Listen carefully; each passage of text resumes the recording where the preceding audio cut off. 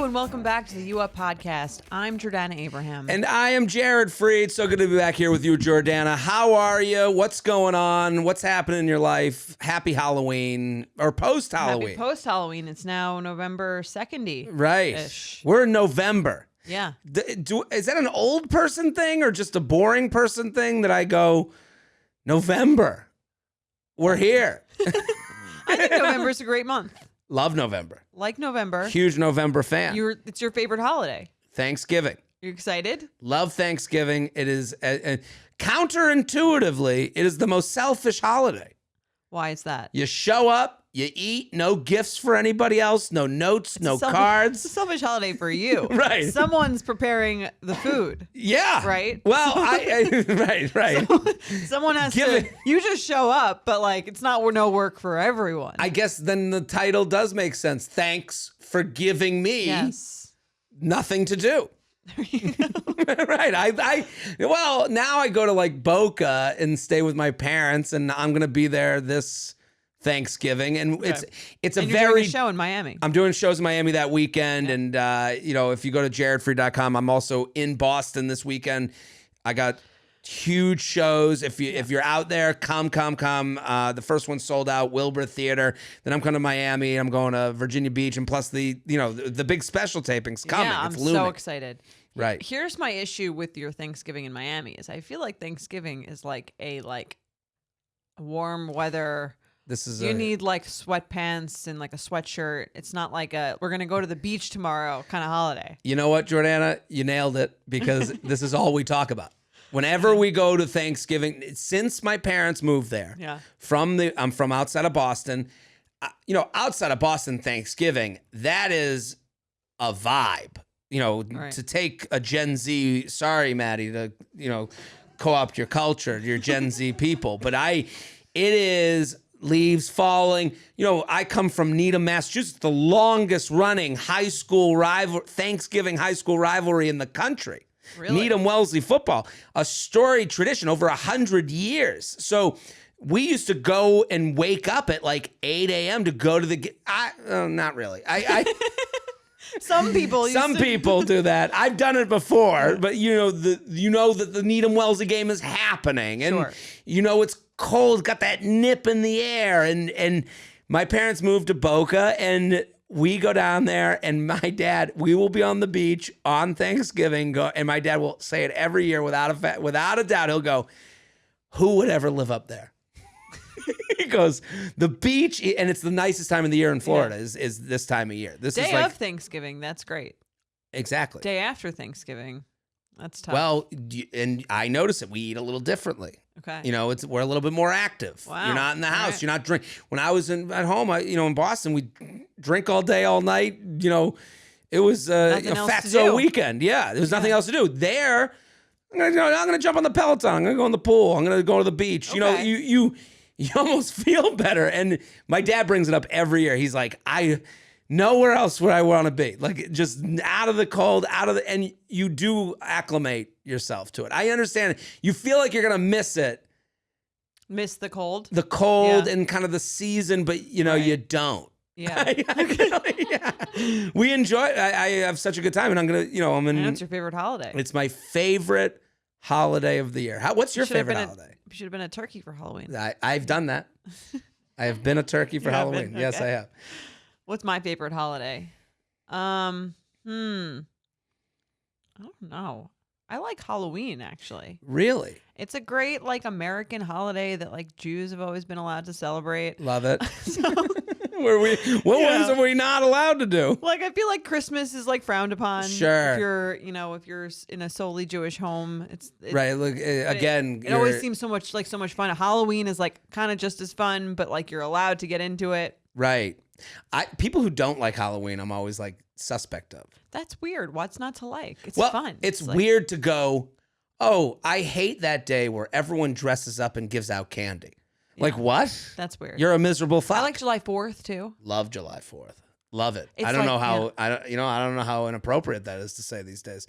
It's it falls at the perfect time of the summer where it's like it's not like the end of the summer and things are feeling a little depressing. It's not so early in the summer that it's not really hot yet. Right. The food is right. Grill food. Excuse to party. Burgers, dogs, pools, sausages, pools, beach, excuse. All of it. Fun colors. Yeah. As much as I do love, roasting the Christmas trees, I do love Christmas culture. I love like all the days leading up to Christmas. I find it to be like magical, very, very magical. Yeah, the city too, New York City. Yeah, Christmas that December when people are having. I mean, we are gonna be back with like. I mean, it's weird to even think this. They have been back, but we're gonna be back with like company holiday parties.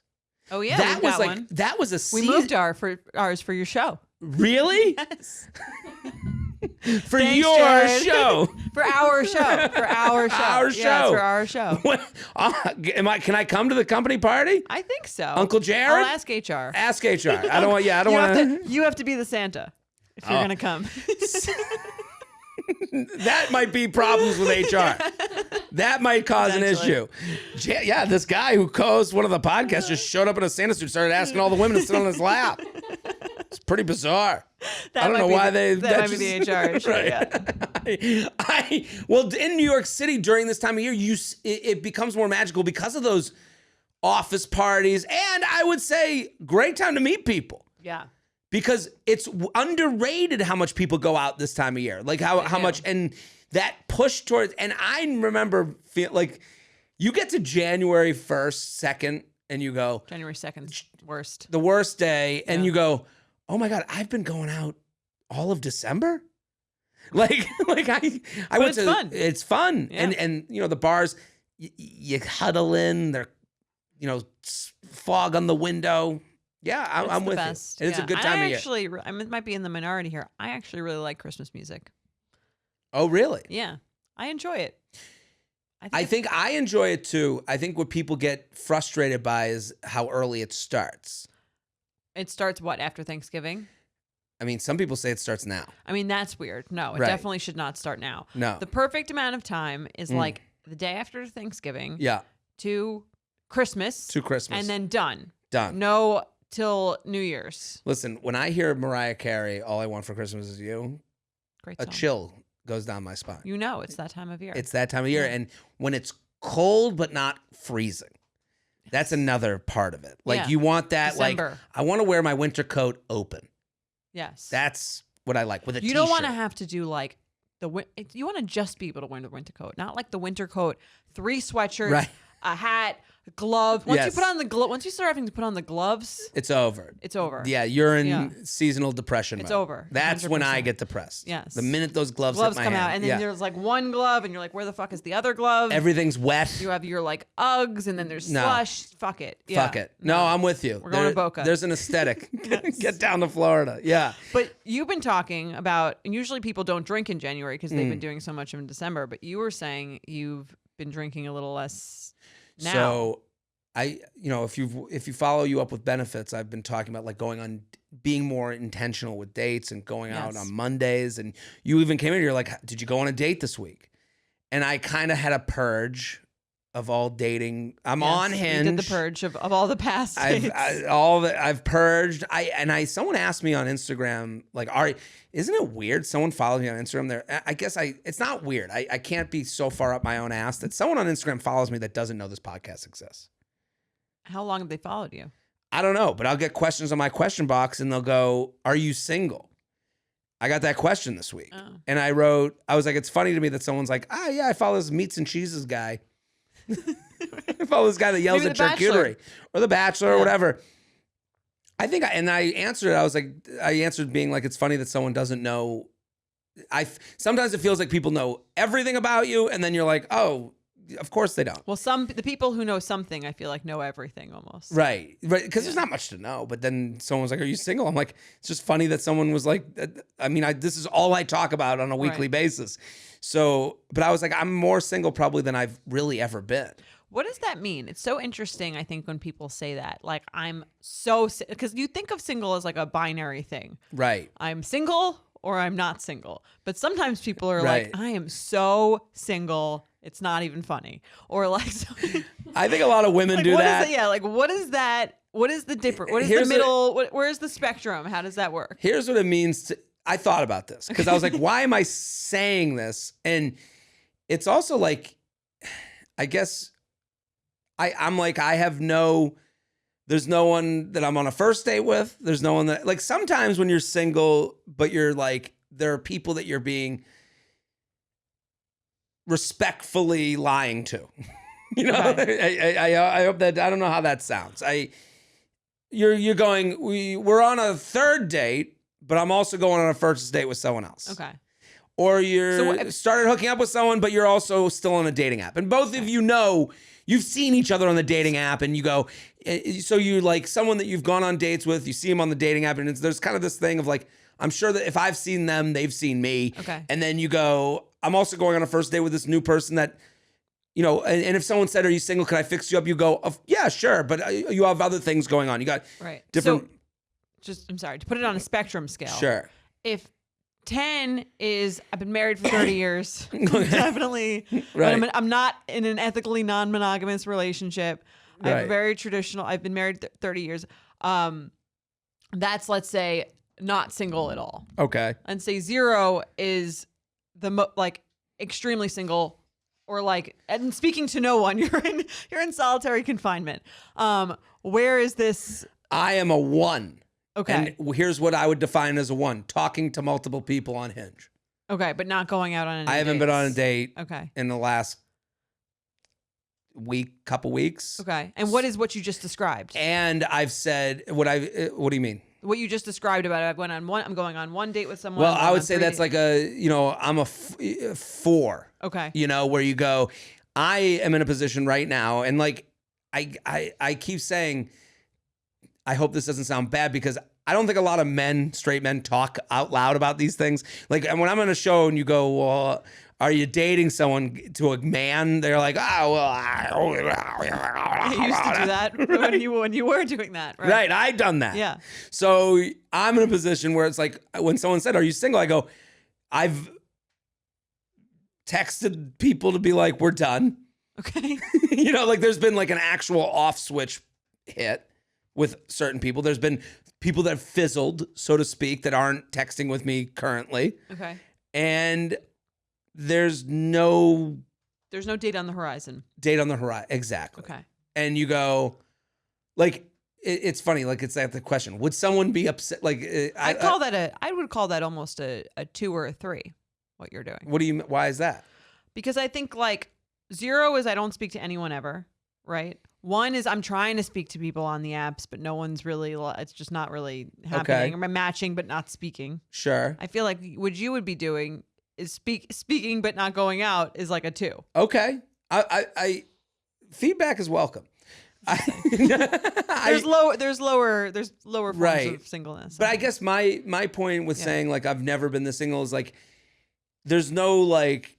You know when like women will be like, well, you know, would someone be mad that you're on a date right now? Like you should, like if a woman went on a date with someone and their first question was like, would there be someone that would be upset you're on a date with right now? I would say there's a lot of people that would say yes to that question. Sure, that probably puts you above 5. Right, yeah. And that I'd say I'm more used to that space than the space I'm in now. Okay. I don't think, in my opinion, there's no one that would hear. I mean, I'm speaking so strongly right now. If you are offended by the idea of Jared going on a date, let us know. Let me know. But I don't think that it's that person. So I would say with 95%, and that's as high as I can get. Okay. That I just have no. And you like that? There's some calmness to it. Okay. It feels like the waters are calm. I don't feel any stress as far as like. And that's something I'm too hard on myself with, where I'm like, should I get in front of us, say something to someone? Like even I've been on one date and been like, hey, it was nice to meet you, but this isn't the match. And that's probably too early. That's probably too much, more than information than someone needs. But I would say that feels good. But then it also, you're like, what am I doing? You know, you have this thing of like, I'm open, you know, you go, but then, you know, you're like, and then I feel what a lot of people write. Am I too choosy? What am I being picky? You know, just go. Why don't, you know, I just wonder, it's kind of like, because again, it doesn't feel like you felt that way in a while. Do you feel like you know what you're looking for? I know what you know. It feels like you kind of know what you're not looking for. Right. What it kind of annoys you, or what? I'm good at being negative. You're right. No, I think you like it. You know, like this isn't a match for me. I don't like when someone does this, or I don't like when someone does that. Do you have a sense of, if I saw this, my criteria? If I saw this, I think that would be a great fit.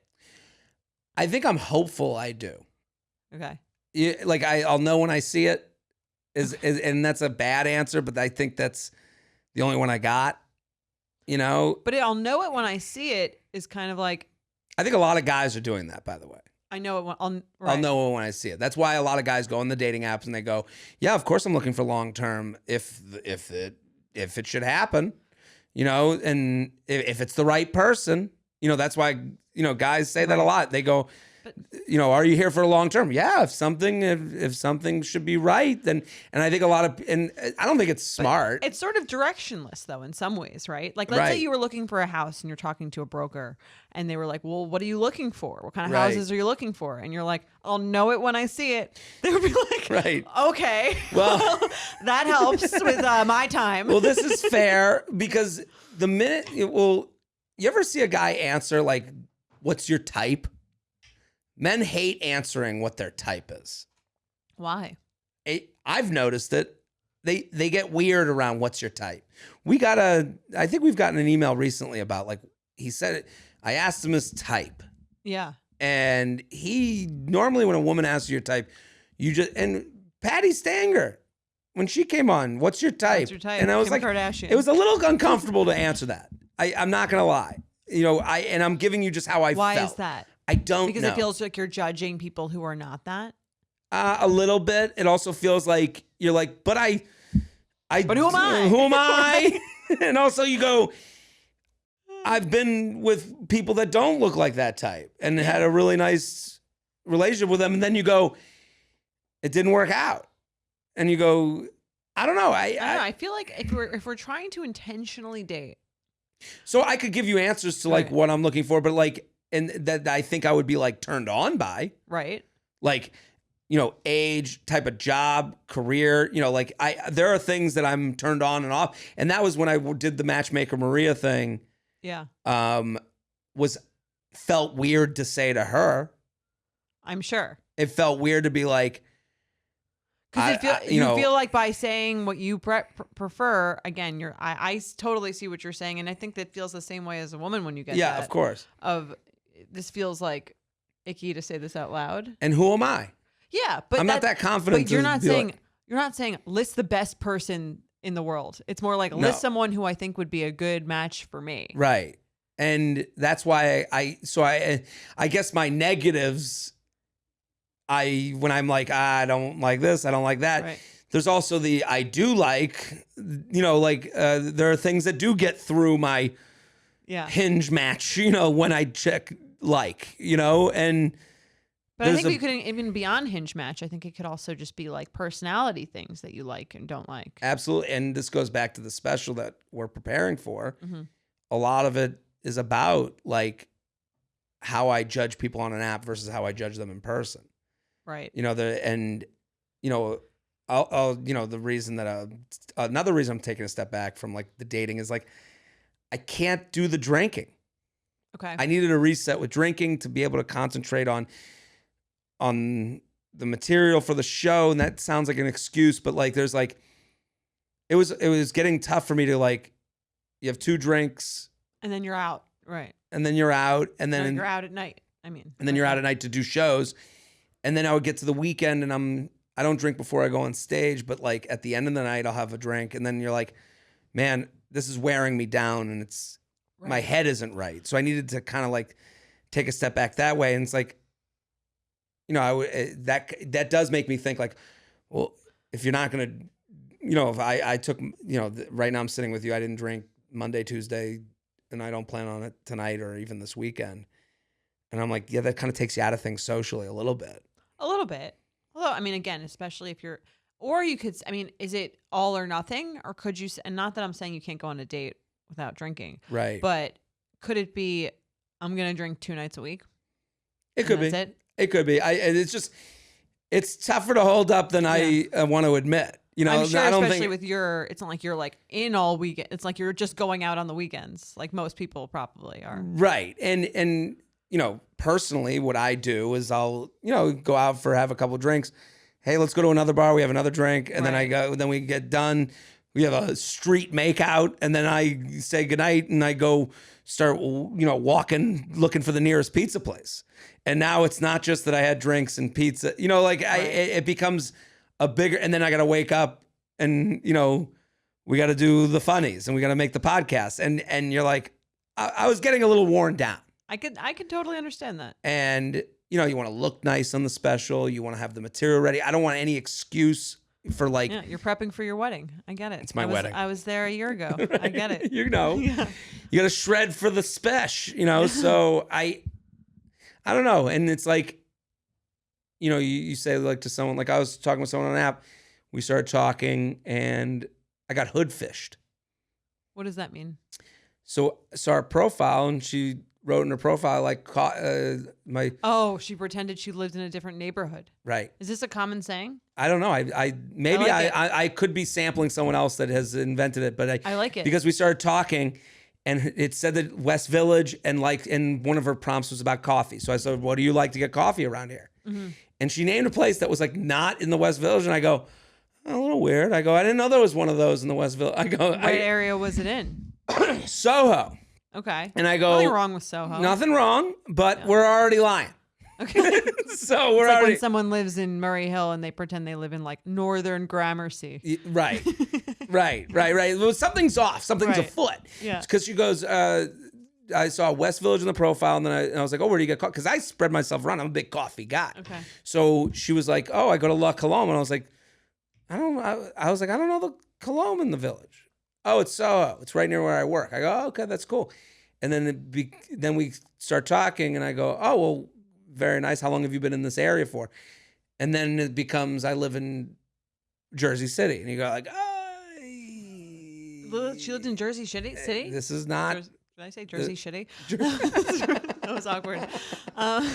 Now we're really not doing well with the state of New Jersey. We're gonna lose our entire New York fan base. And but it was funny that like at that moment I gotta like, you know, and to bring this back to drinking because I was like, oh, we're already talking coffee. Maybe we could like have like a meeting at a coffee place near here.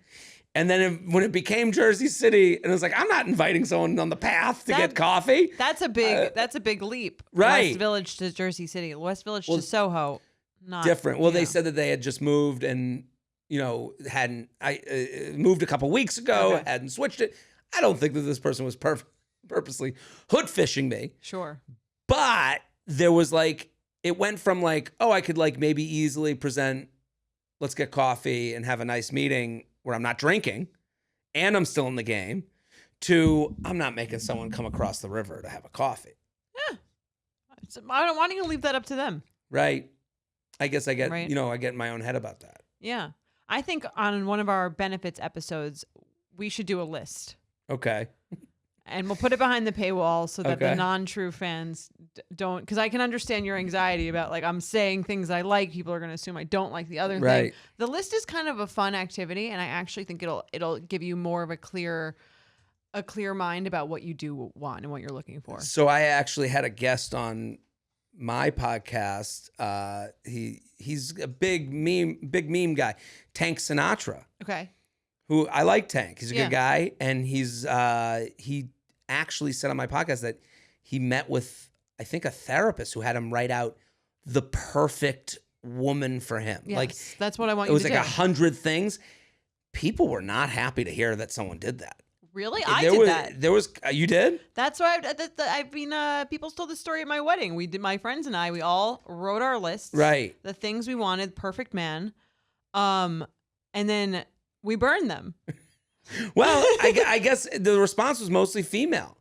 What's wrong with that? To be like not liking it. Why? I think it's like, I think it goes to ego. Like men here, you wrote a list and we all just assume, she probably wrote me. Like Mike is sitting there going, I guess that was the whole list. He was a bunch of things, not all right, of them. Right, but I don't think he thinks of the negative ones. I think a lot of men think of like, oh, list. You know, if they're on the list. And I think a lot of there's a certain, you know, the feedback that he got in the comments of this video was like, who are you to say it was bad? And you're like, and it's like he didn't crazy. say that at all. It was kind of a right. Yeah. That's how I looked at it, but I couldn't believe the response. That's the people who are responding's issue, because again, this is this person's personal preference. You're saying you're going to be offended if someone's personal preference of the match for them is not you. I don't understand if he was like, here's a list of the qualities every man should want in a woman. So I wrote on. So I'll say something. This is going to sound bad. I can tell I'm going to get a DM or two about this. Mm-hmm. When I was asked who would you date, like what type of career, I said, I'm not looking to date a teacher. Okay. That sounds like the most evil fucking thing in the world. You don't want to date a nice teacher. That's your personal preference. But that's my personal preference. That would probably be on my list too. But I go, and I think teachers are wonderful. I think they're great. But I literally, when I was put to say that, I was like, I felt like I had to I had to whisper. You know, I couldn't, I felt embarrassed. And I was like, I don't know what it is. It's just not for me. And you know, this is not looking to read. I don't want to read. I don't want to hear about some snot-nosed kid that's not mine. Sure. I don't want, you got too much time in your hands. I don't want summers off. I want to be able to do my, I want us to go our separate ways in the summer. Okay. It's just, I don't know. Do you want them to have too much free time? Right. I not to say teachers, I'm going to get the unions after me. Yeah. It's a hard job. It's a difficult job, but it's not, to me, I was like, it's not for me. For me. Sure. And again, I'm being the sacrificial lamb. Men do have these thoughts. Don't get just like everyone else. I'm just saying, I don't even think it's a man thing. I had on my list a lot of qualities I'm sure a lot of men would be insulted by. Right. But it's not about them. It's about what I want for me. I guess I'll get a similar response that some woman would get being like, no one under 5'8". You know, that's what I'm saying. Like, if you wrote that, I'm sure there'd be a lot of guys in the comments being like, well, fuck you. Yeah. Right. Well, it's like, no, it's not, because it's not, the list isn't, no one should date people with these qualities. The list is, I'm looking. I guess the social acceptability of saying below 5'8", people go, I get it. You got to get wet. But when you say no teachers, you go, I think there's a totally civil servant. It's totally fine to. Some people would say no finance guys, right? No doctors. I know. Whatever. Like I know. Doesn't mean it's a bad career. It means it's not a career match for you. Right. But and then I also got down the road of like. But that's also no, and I think that what we want in the list is what are the yeses. Right. So I think we do it on our next benefits episode, and no judgment on. And if you want to make things feel a little bit more even, I'll read mine. Okay. Yeah. You have it still? Yeah, I took a picture of it before I burned it. Don't worry. We'll do it on benefits. Yeah. And listen, for the price of $3 a month, you could get in on this episode and see if you match all the qualities. And get angry. If you won the lottery.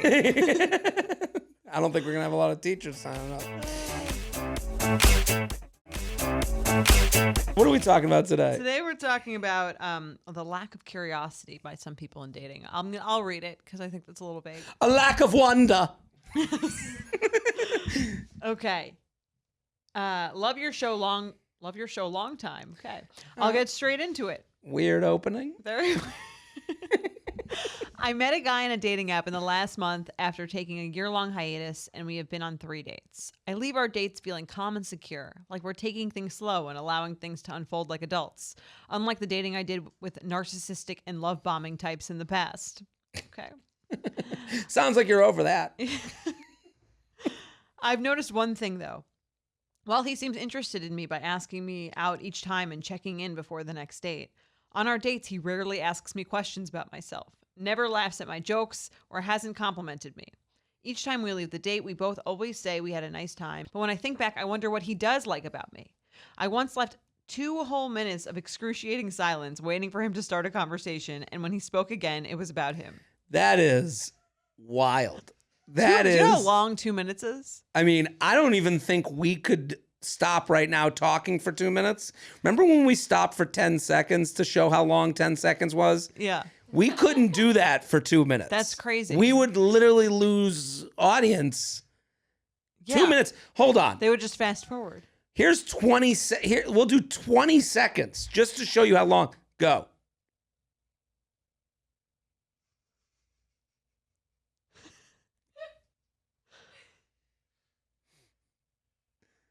Ten.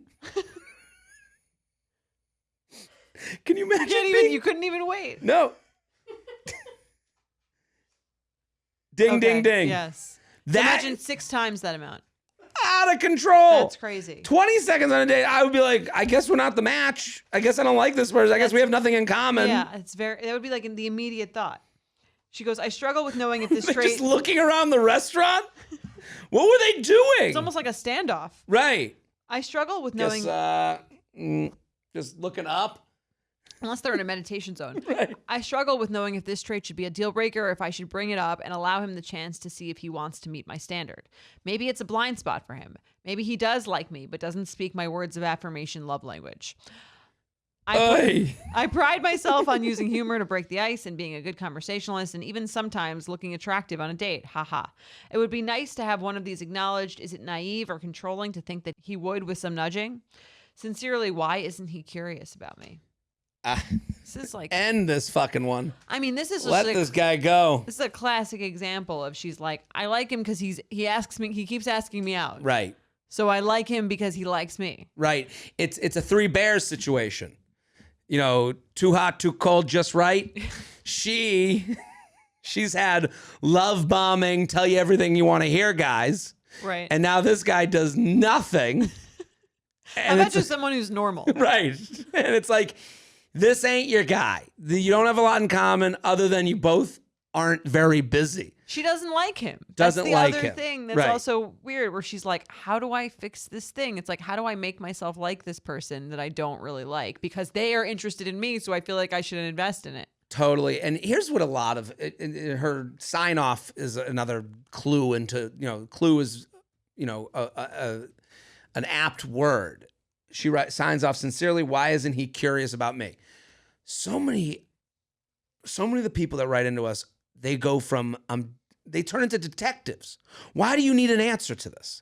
Why do you need to know? Why do you need to figure out, well, why won't he ask me a question? I'll go out and waste another night of my life to see why he won't do it. Like, no, you don't like him. It's because I can tell you why. It's because if you feel like dating or meeting someone is like it's like a scarce rarity, then you're which she does, because she explained it as taking a year-long hiatus.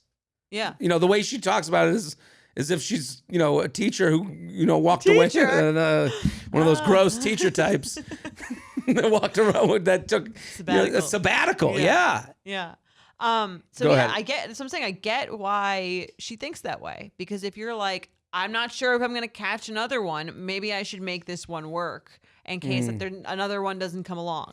Right. I think a lot of women think that way. And he's the vessel of what I need. It's box checking versus maybe I can make this work. I can move things around to make this work. And it's like, and then she uses our words kind of against us. She's like, maybe he could meet my standard.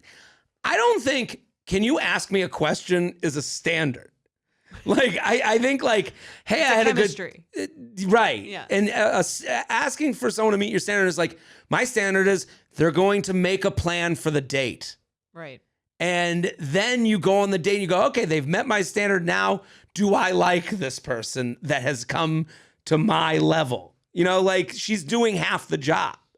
Right. And I think that she's not asking herself the number one question is am I actually interested in this person?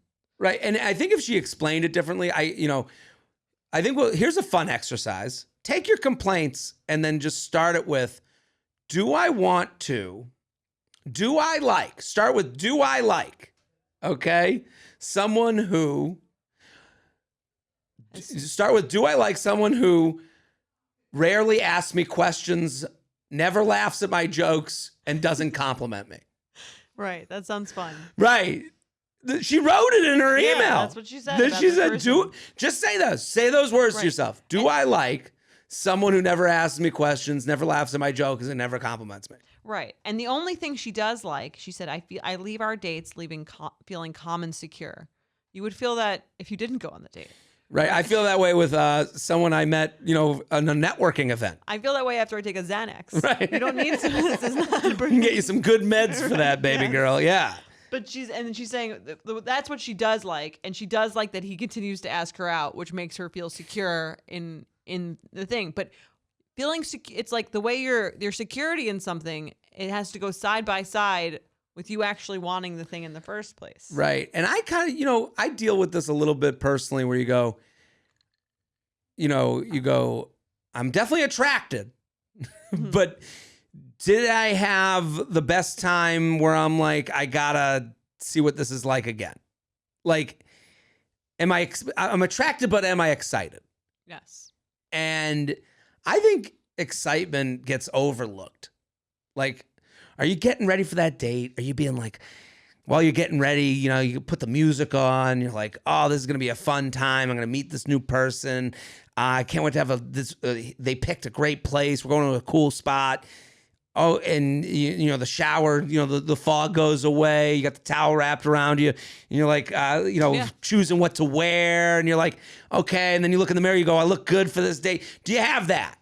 Or are you going, okay, I got to get together. I got to figure out what we're going to talk about when the silences happen. Oh my God. 2 minutes of excruciating silence is a no. No. I would say if that should be a deal breaker. Someone wrote in with that as a red flag or deal breaker. It would be a deal breaker. I would treat dates like you're making popcorn. Yeah. When you hear the pops that are 3 seconds apart, it's time to get it out of the microwave. Do you know that rule where you count to 3 after every pop? You go 1, 2, 3, no pop. Open it up. You're done. It's over. It's over. So I would do count to 20. Oh my God! If you have 2 minutes, is we did 120 seconds. That's crazy. That's insane. Let's do some awkward sex. Let's do it.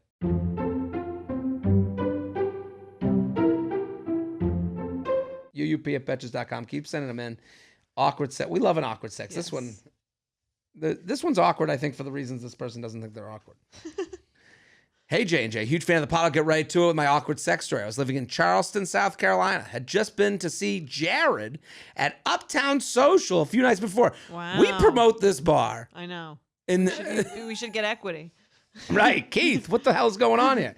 No, we're huge fans of Uptown Social. Their new bars, Share House and Bodega. Go to uptownsocial.com. No, I'm kidding. just pushing the shit out of them. They were great, though. No, we've both been fun. Yes, very fun time. And I did shows there on their roof during the pandemic. I was living in Charleston, South Carolina, just been to see Jared at Uptown Social a few nights before, which was a blast of a time. We met, got a great picture, and it was tons of fun. Anyways, fast forward a few days, and my mom was in town visiting. We took my then puppy, who was about 8 months old, to the dog park to play while having some coffee. A lovely morning all around. We are standing around having some coffee, chatting about life, having a grand time. We both look over just as my dog is taking a shit. We happen to lock eyes. Right. On the shit. Also, her email was written so nicely, and then it gets to dog's taking a shit. Right? We're chatting about life, having a grand time, a lovely morning. Then the dog is crapping all over the fucking place. Time stood still, and the next event seemed to happen in slow motion. My mom's eyes go wide. My mouth drops slowly out of my adorable puppy's butt. With his poop comes a fully intact used condom. Somehow, my dog had inhaled, because it was still intact, an entire condom. All in all, this story is, I keep imagining it. Like a clown pulling the thing out of its mouth. But out of its butt? Right, you just pulling a condom out of the puppy's butt. All in all, this story is quite funny now, as the shall we say owner of the condom is now my husband. We actually matched on Bumble as I was drunkenly leaving Jared's show. Wow. And as you say, the rest is history. My mom loves telling her book club friends about the condom my dog shit. and how we're now married. Interesting. My mom is a special kind of weird. Anyways, thanks for all you do. See you at the live show at Magoobies. My husband and I will both be there. Well, I hope I saw them. Yeah. Signed, oh shit, it's a condom. It's a good name. That's funny. What do you think of this? This is crazy.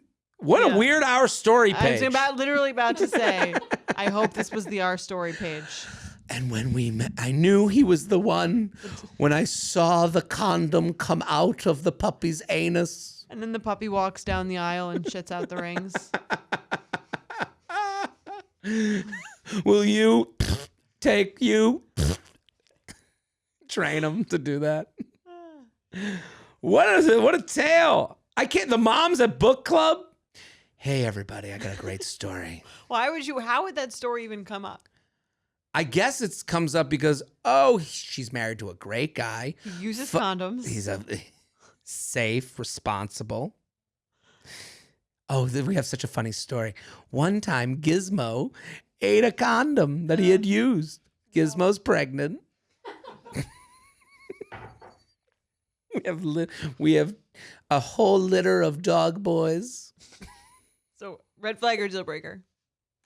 I guess if my dog shit out her IUD, yeah, or her dental dam or diaphragm. I don't use those anymore. Maybe it wouldn't. The NuvaRing. The NuvaRing is probably the. That's probably the closest. I wouldn't swing me either way. I'd just be like, oh my god, the dog. I can't believe the dog lived. I know. It's like a long rubbery thing. Right? The dog must have been hawking shit up, no? Yeah, what are you feeding the dog that it resorted to the condom? Maybe can you get the dog pregnant with that? Right, I don't know. Definitely not. No, but definitely not. But that would be funny. I liked Maddie's name, Curb Your Condom. Love that. Dog park panic, poop protection. What did I have? I had one that I wrote down. Condom poo. I don't get like a cockapoo. Okay. I don't know. That's a stretch. Poopalactic.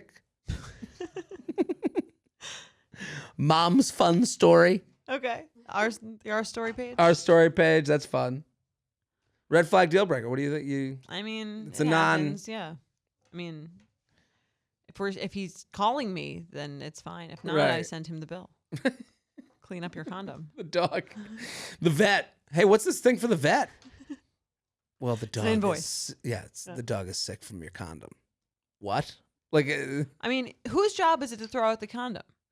I would say it's the guys, but I do understand sometimes you turn into like a beaver at the dam, you're eating. Throwing condoms everywhere? Yeah, when they eat off the shells off their stomach and then they throw the shells.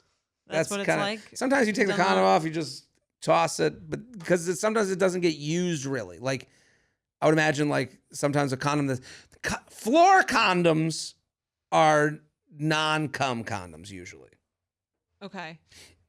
It's because like we tried and you take it off, you go, oh, fuck Another one. Okay. You're DJ Khaled. Sure. Yeah. Right. Has an animal ever ate your no, nothing close to this. Sometimes I don't think you're supposed to do this. But you're also supposed to say you like teachers. But I can't stop. Sorry. I can't stop digging the hole. I'll flush condoms down the toilet. Okay. And sometimes the condom hits the toilet in such a way that it gets air in it and doesn't flush. It becomes like a water balloon? Right. Okay. So it gets buoyant.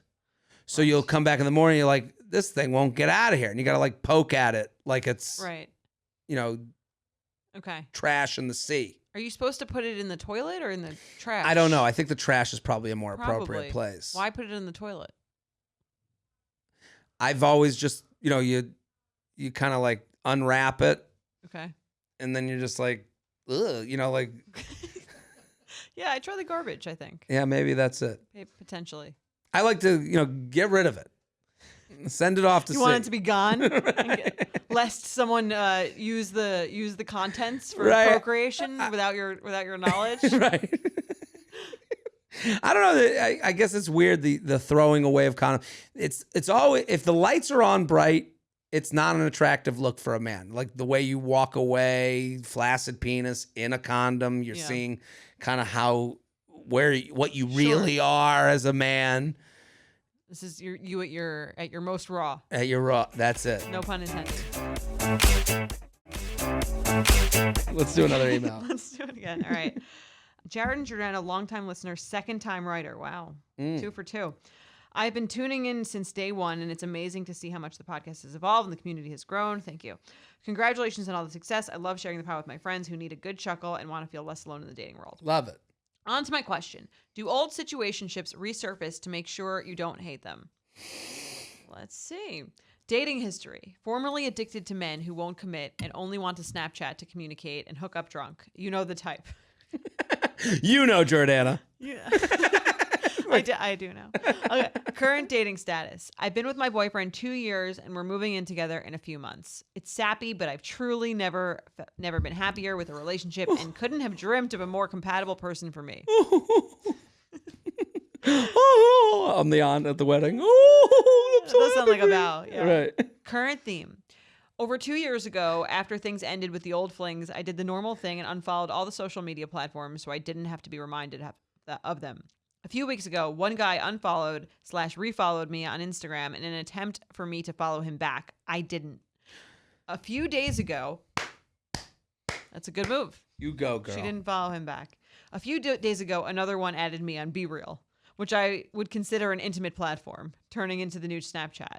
Side note, I think a lot of people are going to be seeing this happen with BeReal becoming more popular. She's like the ghost of fuckboy future. Yes. BeReal is coming down the pipeline, and you're all going to be reminded of an ex-boyfriend. It's like a Black Mirror episode. Are you on BeReal? I'm not yet, I guess. I'm sure. Maybe one day. It sounds like one of those things that's coming for us. They did an SNL sketch about it, which seemed a little early for me. But, you know, it felt like they were trying to be too cool. Too cool. Yeah. I do agree with what she's saying, considering what I know about BeReal. Okay. And especially Snapchat behind closed doors. Can you message on BeReal? Maddie?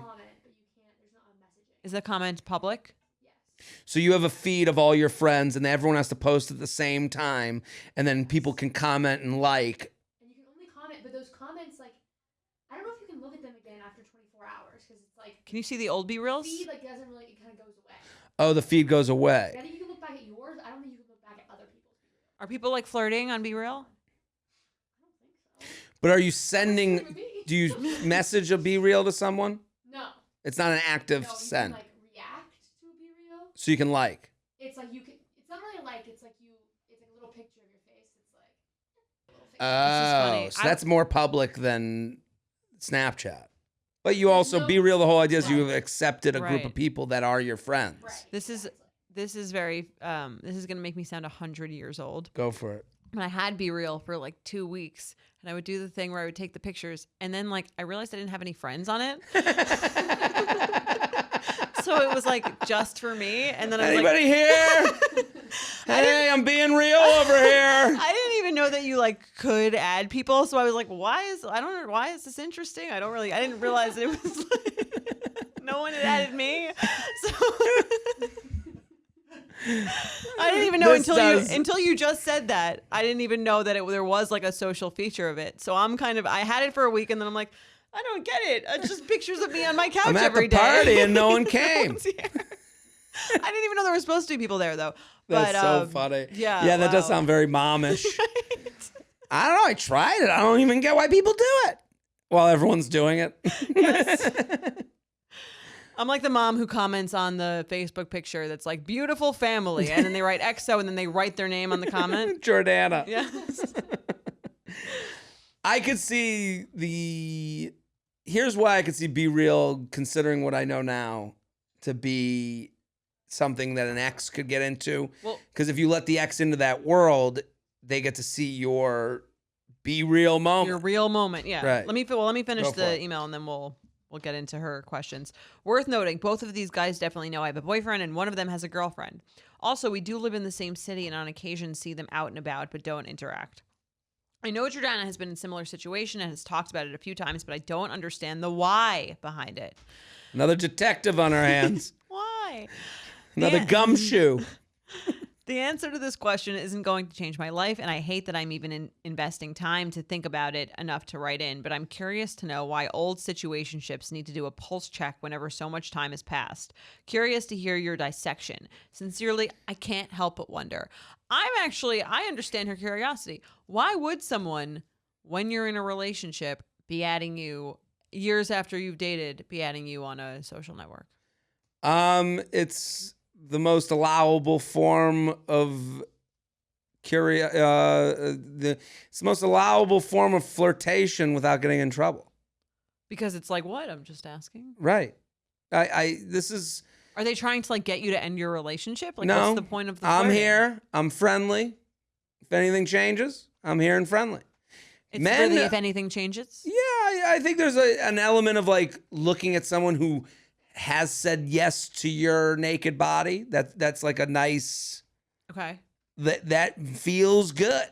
And if they have no emotional connection to you, if the way she described them as these guys who weren't looking to commit and Snapchat guys, those types, be real guys, the new evolution. To me, it's not they're coming back to make sure you don't hate them. They're coming back to just be like, we cool. A lot of guys do a we cool. Okay. And it's like, we cool. Like, just letting you know, like. I'm totally cool. And some of it's about let you know we cool. Some of it's about if things break off, I know there's someone that I'm cool with. It's a lot to do with like why the apps were invented in the beginning. And I know I sound conspiratorial when I say this, but like the dating apps were made to be places you could know someone would. Right. And now once you have the answer of someone would, what do you do with that answer? Well, it kind of plays to the worst parts of your brain and gives you a little dopamine. You see them come up on your feed. You are attracted to them. You know they were attracted to you. Yeah. There's a little bit of fun in that if someone goes, who's that in your Be Real? And you go, oh, we used to date. And they're just still there. And if this person isn't still there, they're like newly there. Well, then now they have access to you and they can kind of watch you and, you know, right. And if they're single and they see that you become single, I've been cool this whole time. We cool. What if they're not single like one of these guys is? I think it's an element of like, let me just see what's going on out there. Like, it's like to me, it's no different than the Facebook, like, hey, been a while. Yeah. How you been? And it's just curiosity and the ability to do it. And you go, it has a veil of innocence. There's a veil of innocence. Right. And I don't think, and the thing is you can always hit the eject button at any time. So like, there's no harm to your own life. And I'm making, she's doing this as like. Safe adventure, if you will. Safe adventure. That's right. Because I when she's like, oh, why do men resurface as old to make you not hate? It's not about you as much as about them. Right. Wait, have you done this? I don't think so. I mean, I have done this where like, I will say when your relationship ends, the easiest people to go to are the people that you have opened tabs with in the past. Right. That's what happens. So I've never been in a relationship with these other people just like, well, I got them just in case. That was never my thinking. But then the relationship ends and you go, who are the easiest people for me to talk to? Right. We had this thing way back when. Let me and you want to talk to them just to fill like a loneliness gap? Absolutely. Okay. When you break up with someone, when they break up with you, there's one less person to text, hug, and talk to. And most times people go back to the person they just came from. Yeah. Or they go to, again, open tabs is kind of the best way to put it, because these dating apps, like let's say you meet on a dating app and you talk for a little bit, never meet, but somehow you guys follow each other on Instagram. Okay. That whole follow is based off of we're attracted to each other, just nothing ever happened. Right.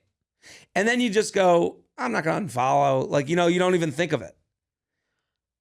I guess. Do you have those people like that you like, You know, like I'm sure you have like I have those people on Facebook. I'm like, I'll see someone come up my feed and I'm like, some wife with a husband and kids. I'm like, I don't even, who is this person? And then I'll go, holy shit, we met it on, J Swipe. Years ago. Yeah. And I didn't go through and be like, well, we didn't go on that date. So some people are that organized with their social media life. Yeah. I would say a lot of guys aren't. Okay. I think I was more, especially if I felt like the one being broken up with or the wronged one. I would unfollow because in those that like kind of like this person where she's like, I didn't want to be reminded of them. They were like the Snapchat non-committal guys. Right. So I would unfollow them. And then now, I mean, I guess if I were her, I just wouldn't accept because like, what's the additive power of that? Why is that helpful? Even if she didn't care, like best case scenario, she doesn't care either way. Right. I'm kind of like, what's the positive? Well, a lot of these people that like are in relationships that end up friending you or following or coming into your life, you're like, where did this person come from? It's because their life is not going so great. Right. That, I mean, not to put it plainly, it's like otherwise they wouldn't be fixated on it. Yeah. And the only reason they're fixated on you is you've said yes. Right. Not that you'll say yes. They didn't look at your life and go, oh, she looks like she cheats. No. It's okay, this is an easier, I can walk in here a little bit more confidently than someone I've never met before. Never met. And if we just talk, that might be all they're trying to get out of it because they're like, I'm in this relationship. It feels kind of dead. I'm stuck in it. I'm married. I got kids. Or I don't really see a way out. Or we're probably going to break up soon. Yeah. Let me talk to someone who makes me feel good a little bit. Yeah.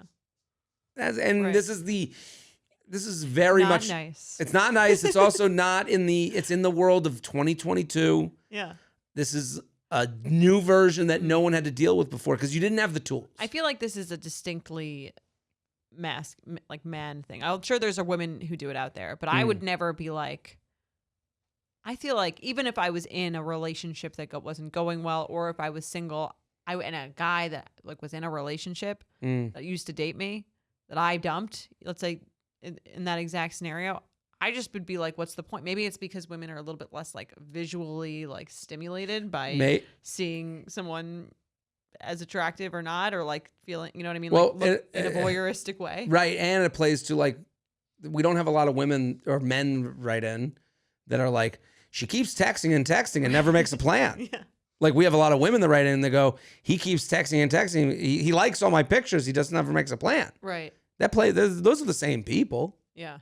They're just different phases of life, Right. So different levels of creeping. Right. And I do hear, like, I'm trying to think. There's been a few people. I mean, just you and I, we get people talk to us about their relationship lives all the time outside of this podcast. And the story always goes the same way.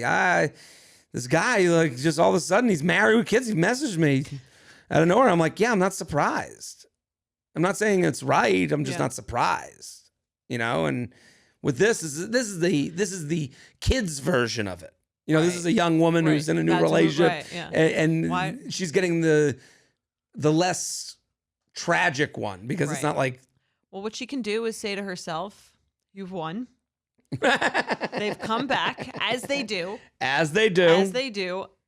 Never, because here's the thing. It's funny, like, because like you said, this is an innocent veil of I'm kind of like still like taking a look.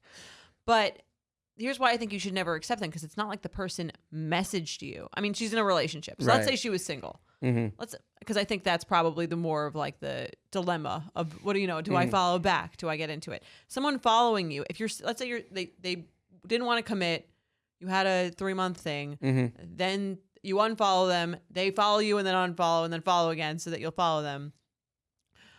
That's not a vulnerable, real way to interact with someone. That's, like you said, a cheap, easy way to get into someone's life, but it shows absolutely no reflection. And that's where we cool gets hard. Right. Because we cool, now you said, oh, we're cool. Like if you accepting the follow and following back again, that is almost like dust is settled. Yeah. And then you're not cool. You have to be okay saying I'm not cool with this. And I think they're not making sure you're not mad. They're making sure that you're like, maybe you, open. And especially what happens is in the scenario you bring up, You dated for 3 months. They don't want to commit. Fine. We break up. We unfollow. Then they try to follow you again. You follow back and they go, and in their minds, they go, well, I've stated what I wanted. Maybe they cool. Right? Like, yeah. Maybe they know that I don't want a relationship. It's a little mini contract. It's a little mini contract. I follow you, you follow me. We're people who follow each other. What's next? Right. And then I react to a story. Oh, you look amazing. Right. Oh, what are you doing this weekend? Yeah. Now you're back to like. But if you allow people to do that, they never have to address it. And then they get it all. These people are kind of like flies. Or like if you shoo them away, you're fine. But if you just like, if you let them just kind of like chill, hover around, they're going to land on you. Right. And here's the other part is like, maybe when you get the follow request, you're like, yeah, like who cares, whatever. But there could be a moment for you, probably when you're feeling like kind of bored or kind of lonely, when you might be tempted because they follow you and because you see their stuff to respond, to get yourself back into that situation when you shouldn't. That's why I don't think people do that I don't think people are like long gaming this. Right. They're like, oh, I'll wear her down and finally she'll just suck my dick with no commitment. Like, I don't think that's the game. Yeah. But that is the game. Like, right. Admit it or not. You make yourself the pizza in the fridge. Yeah. They'll eat it sometime. Eventually they're going to get hungry enough. Hopefully. For them, hopefully. For you, not hopefully, because that means you're like not doing, like, just like when the person follows you, they're not doing well. When you wind up messaging them back, you're not doing well. Right. And that moment, if you follow them, you're leaving the door open for them to be an easy person to do. So I would not get into that. Let's play some games. You ready? Yeah.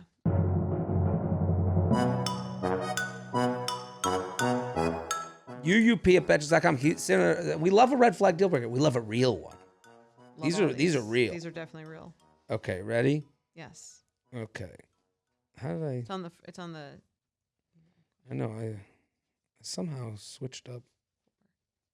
I am not very smart. Okay. Red flag. You can keep that in. The teachers will like it. They don't want you anyway. Yeah, right. Red flag or deal breaker. Post hookup, his cat runs into the room with a mouse in its mouth. He rolls his eyes, says he always does this, gets a bag from the closet, puts the mouse inside the bag and hits it against the wall until it dies.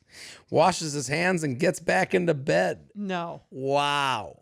Oh, that's a no for me. Did he have to whack it against the wall? I know. It's so violent. I would be a little worried. If a woman did this, I'd be so fucking hard. I'd be like, holy shit. I know it's not right. Okay. But I'd be like, oh no, if a man did this, I would like be a little afraid for my life. Right. It is more, I guess. Yeah, I understand. I'll tell you. No pause. No. What? He does it all the time. Oh my. No. Mickey's dead. No. Yeah, I from a woman it's different because I don't fear for my life, so I don't think she's like this sadistic gonna murder me. But maybe I should. He always does this. And then I always does this. Maybe you just hear a gun go off in the back room. Maybe get an exterminator. Right. Well, it might be like the type of cat who like mouse trap. Like there's some dogs that do this that are like hunters. I don't know.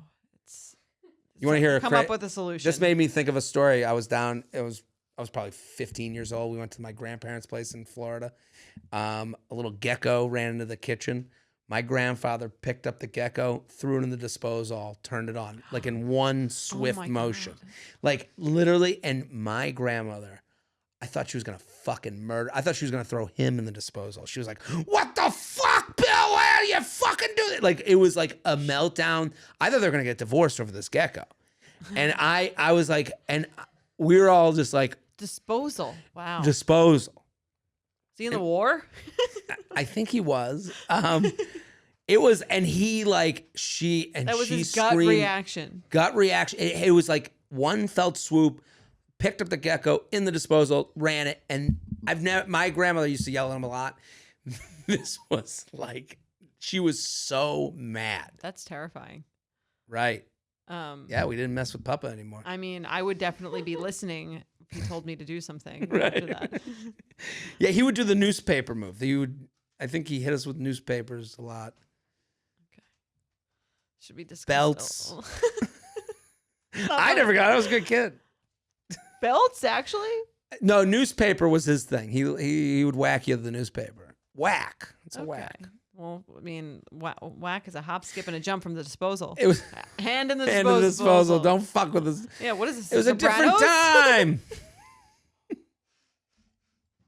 Okay, now that I've got more insight into Jared's childhood. That's right. The newsman. And now that's his thing.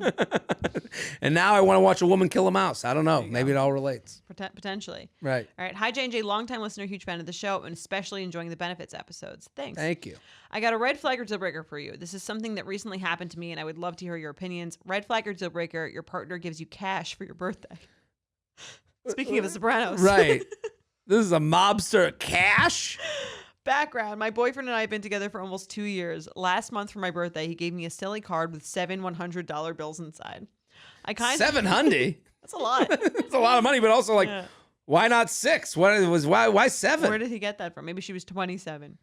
I kind of laughed it off at the time, but now that I've thought about it more, I'm wondering if this is a red flag or a deal breaker. Yes, it's a nice chunk of change. And who doesn't love cash? But the gesture feels a little cold. Did he put in any effort at all? I should mention that this isn't completely out of character for him. He's not romantic at all. And we joke that he's like a Swiss Army knife. What does that mean? I don't know what that means. I guess that he does it all? He just gets shit done? Is that Swiss Army knife? I don't even know. I guess. I don't see how that relates to how she just described him. He's Tony Soprano. Yes. I'm a 42-year-old woman with a lot of relationship anxiety, so having a stable, solid partner that I can count on is much more important than all the romantic frills. But come on, cash for my birthday? What is he, my grandma? Thoughts. Thanks, laughing all the way to the bank. At least he's not your grandpa and doesn't hit you with a newspaper. Yeah. But what do you think? This is weird.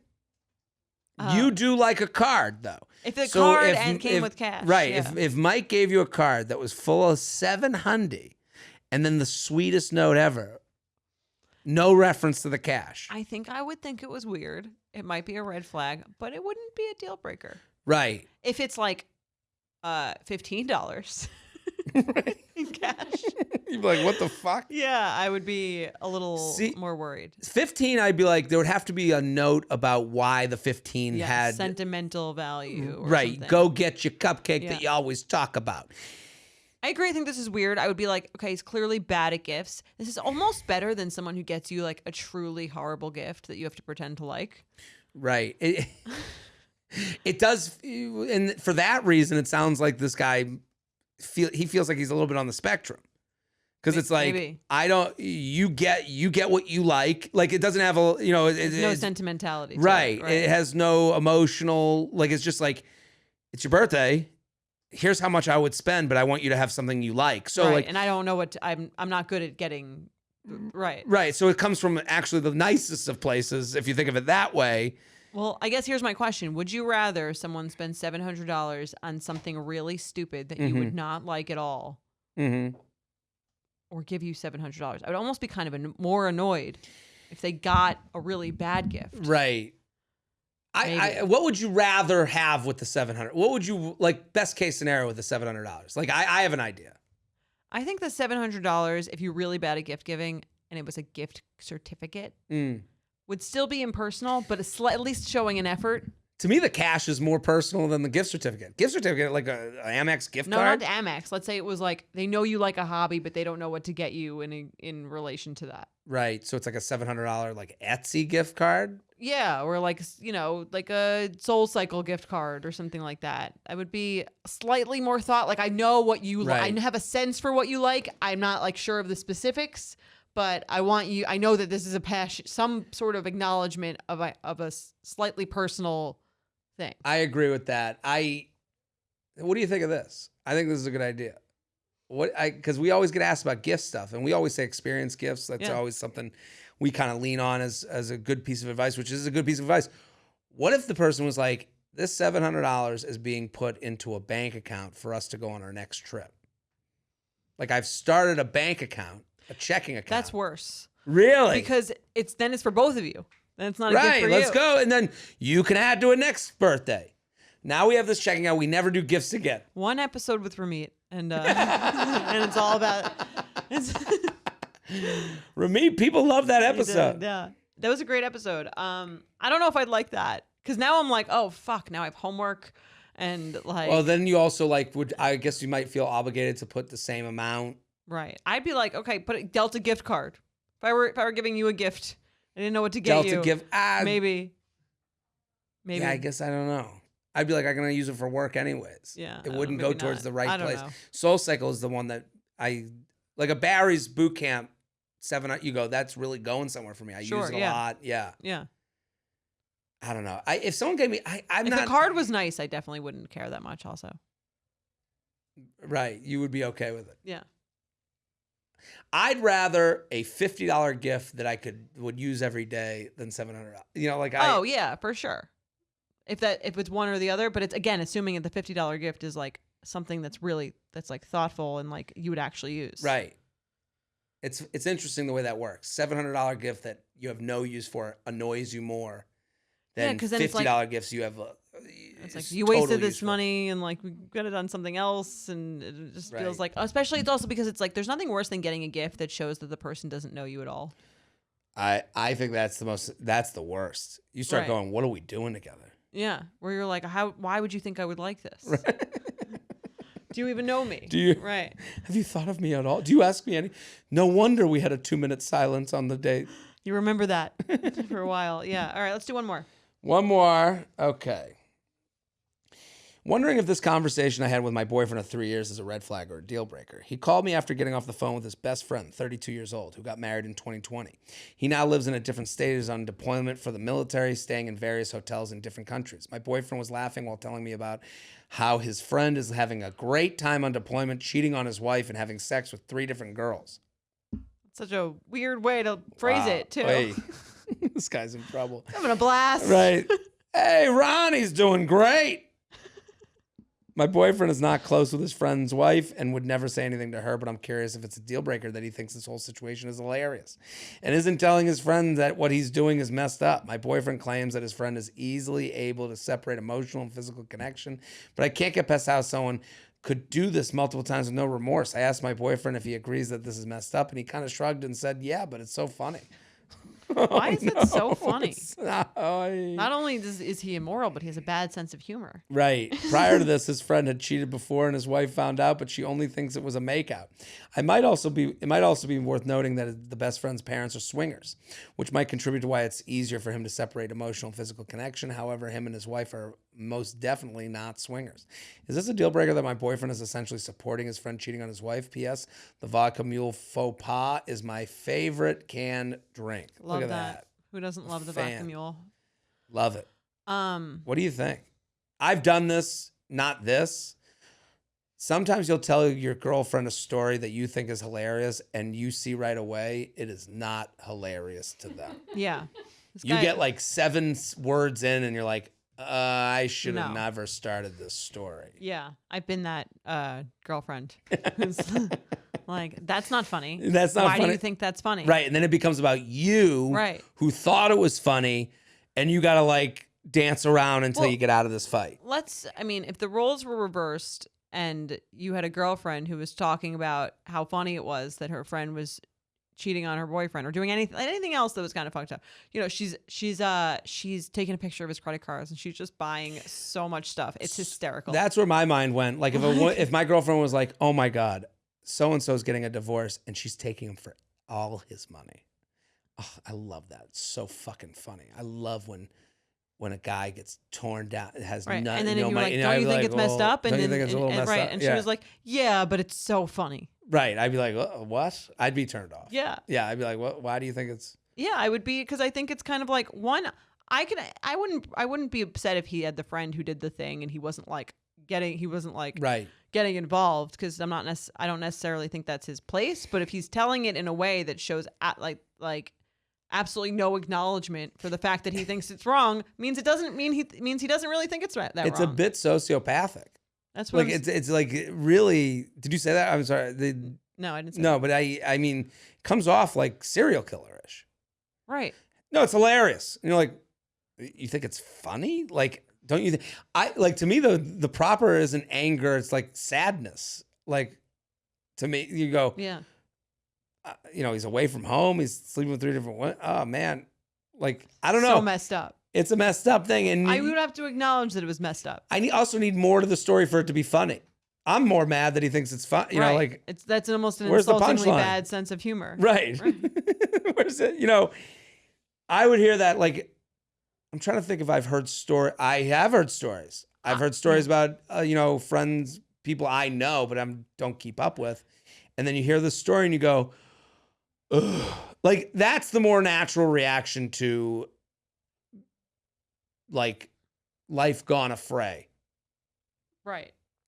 But I guess because this guy's done it forever, but I don't know. I think. But I also would know my girlfriend wouldn't want to hear this. That's another thing. It's like the way that he clearly knows she doesn't approve of it, and he's still saying it's funny. He's almost sending you a message. I was just about to say that. It feels very just messagey. So you know, I think this kind of thing is kind of funny. Right.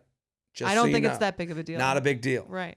And I'm keep telling you this because I want you to know that I don't think it's that big of a deal. So. Right. Without saying, I'm saying. Right. Yeah, I get that vibe too. That's weird. Yeah, this would be this would require a lot more follow-up conversations for me. There's another talk coming, buddy. Well, we solved dating again. The U Up podcast is produced by Sean Kilby, Maddie Paul, and Jorge Morales Pico. Editing by Jorge Morales Pico. Social media by Maddie Paul. Be sure to follow at u.up.podcast on Instagram and send us your emails to uup@betches.com.